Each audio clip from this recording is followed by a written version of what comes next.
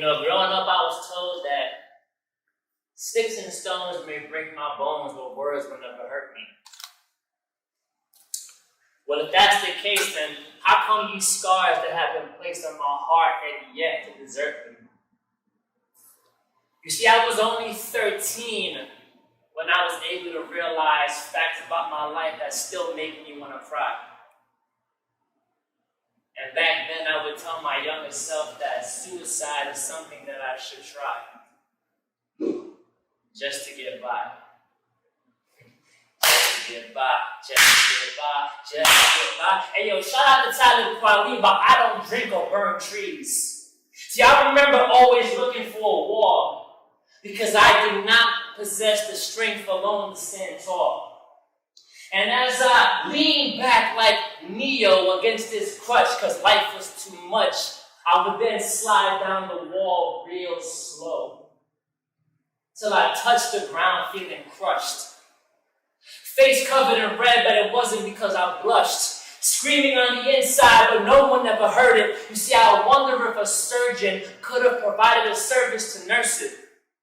Because even though my vocal cords were working and were perfect, I often found myself wordless. I swear I wasn't like that on purpose. And it wasn't like I was physically weak. I swear I was doing like 1,000 push-ups a week. But when the pain and agony kept attacking me and I had to keep bottling up these emotions inside that angered me, it was inevitable for that bottle to one day fill up and reach the capacity. You see, I tried to hold on frantically. But eventually the lid had no more to give, so it broke off, and when it did, it wasn't like an explosion, it was more like an implosion. It's not like I got mad, spazzed, made a fist with both of my hands, went Super Saiyan, turning golden, screaming and moaning with energy, telekinetically keeping objects around me floating, and I was broken. Similar to an atheist, I had lost all faith, I was hopeless. Why was I one of the few chosen to get bullied in school? To this day, I still don't understand it fully. You see, these sharks, they prey on those kids with soft hearts, using tongues that are sharper than the mind of Tony Stark's. Just to pick up the spirit of a bullied victim will literally require a pulley. But it's hard because even though emotions are not tangible, they can still be ripped apart. So where do you start? You see, if they're hitting you, there's things like martial arts. Boxing, wrestling, and not to mention kung fu, but what do you do when the bully does not punch you? Where do you put your ice when you don't have a black eye? Tell me, when the bleeding is on the inside, where is the Band-Aid or Neosporin applied? They make you want to die. They make you want to ask why. They make you cry as you stare in the mirror and slowly see tears leave your eyes. And when they get together to make fun of you, it's like they just put you on a roller coaster that you never asked to ride because everybody around you is having such a great time, but no one cares that you are struggling to survive. They're just too busy enjoying the show as they point and they laugh, and they know it will last because you never fight back, and that is exactly why you are a first-round pick when it comes to this draft.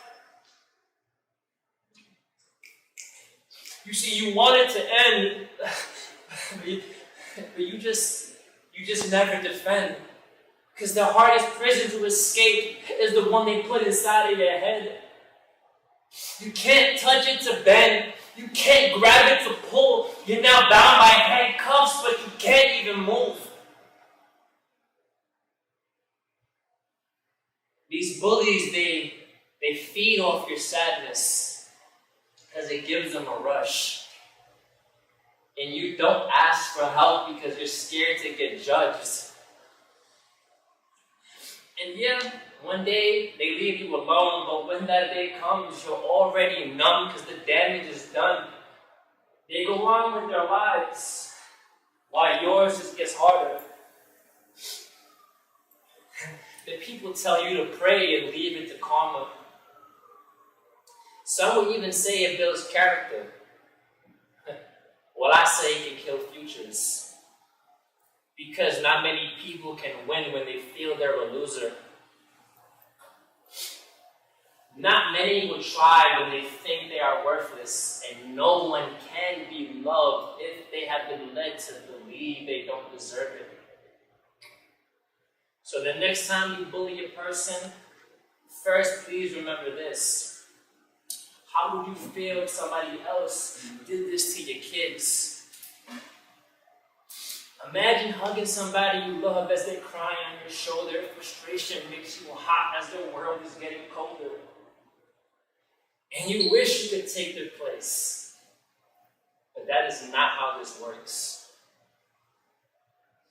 It's really unfortunate that most people can't understand something unless it happens to them first.